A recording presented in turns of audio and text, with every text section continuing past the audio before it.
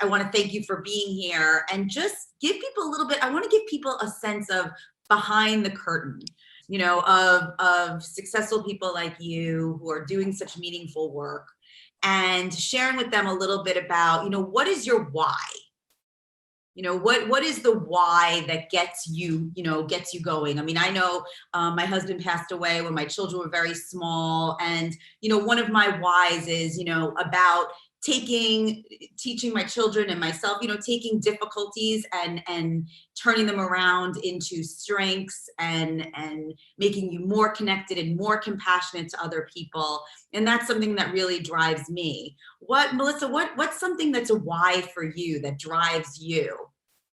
So I would say that, this is really, this area of the law is really about, helping people and being, being more nurturing and being, almost like a counselor, right? And really getting into people's lives and families and helping them.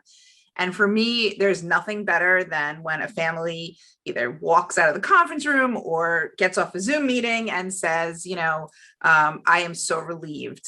Like, I just feel like this burden has just kind of left me. Like, that to me is the reason why I'm here, and because of who I am, sometimes I take a little bit of that on me, which is difficult, but that's like my purpose. So I was going to say almost the same thing, Melissa. Really? And on top of that, if it's your nature and you just enjoy helping, you just truly, purely enjoy helping, it's amazing for business. And you don't do it for those reasons. But it's amazing how business happens as a result of doing that. Right. And that's just a positive byproduct of it. So I'm happy to talk about that.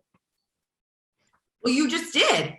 Oh, you're being recorded now. I like just, the off the cuff kind of feeling. Yeah.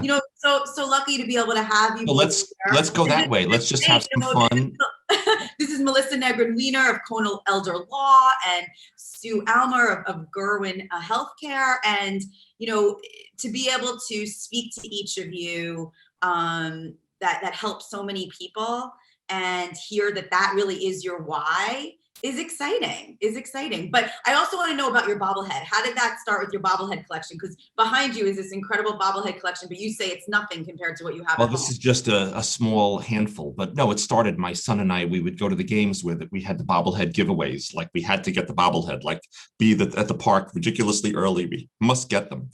And if I wasn't there to get one, I would have to get it somehow. It would either land on my desk or I'd buy it, whatever it took to get it. And I even got into a point where I would trade memorabilia. I'm a memorabilia collector, to get the ones that I'm missing and the ones that I want. So I'm a Met fan, so I have like every Met bobblehead, but a lot of other unusual ones I've picked up along the way. Wow. So do you have a favorite? Yeah, actually, I have a few favorites. I have one that's Willie Randolph, who was a Yankee great and a Met manager, but he went to Tilden High School where my dad went to high school. So I have a special Tilden High School bobblehead. I have ones that were from the old Negro Leagues, which they're replicas of the old Negro Leagues. They're very cool. I have a Jose Reyes. The head is huge. So it just depends on, what you like. For every season, there is. And some of them are creative, like it's Cracker Jack from the Ducks diving in head first to home plate. Unusual ones. Oh wow! I never knew bobbleheads. There are some that I have that are mask, different pieces bobble. I have one I have a favorite one. I have like an autographed Bud Harrelson, bobblehead. So it just has certain favorites. Stu, did you ever see since you're a Met fan, I'm a huge Met fan, the video from 1986?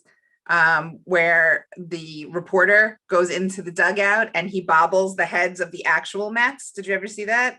I have. Yes. And they act like they're bobbling. Yeah, that's one of my favorite parts of that video. That's great. Melissa, do you collect anything? Do I collect anything? I used to collect snow globes from Disney.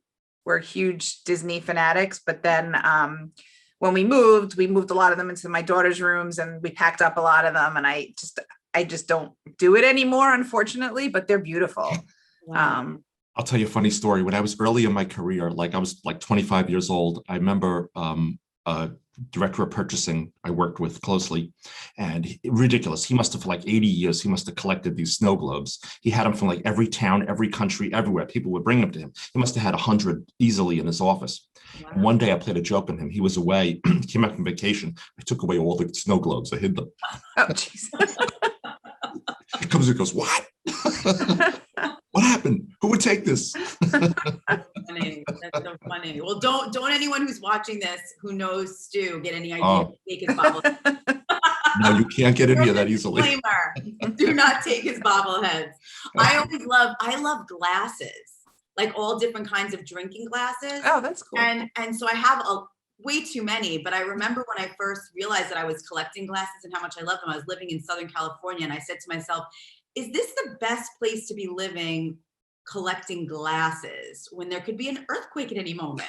So I got lucky. I only had small earthquakes, and all of my glasses survived. But one of my senior staff here was very funny. When I first had a bunch of bobbleheads in this office, I had there's a shelf behind me, but that shelf was in a different spot, and a couple of people, close calls, bumped into the shelf, and the bobbleheads were rocking. So one day she comes in and she bumps, and Jacob deGrom falls off to the floor and breaks into like about 8. Oh no. And I was in a rush to go into meeting. She's like panicking. Oh my God. And I said, don't worry, just bring it to engineering. Have somebody try to fix it. I got a meeting. I got to go. So I just handed the pieces and I get back to what I'm doing. And it really didn't bother me. It was really okay.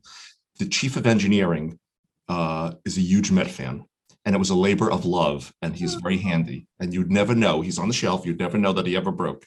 I love that. That is such a great That's so story. great. But of course, I never let her hear the end of it. This is like 3 years later. Well, thank you so much for giving us a little peek behind the scenes. I loved that, to learn a little bit more about each of you. We could just spend the next hour just on that. Right. You know, bobbleheads and the Mets and snow. And that's absolutely. This guy's just one big bobblehead.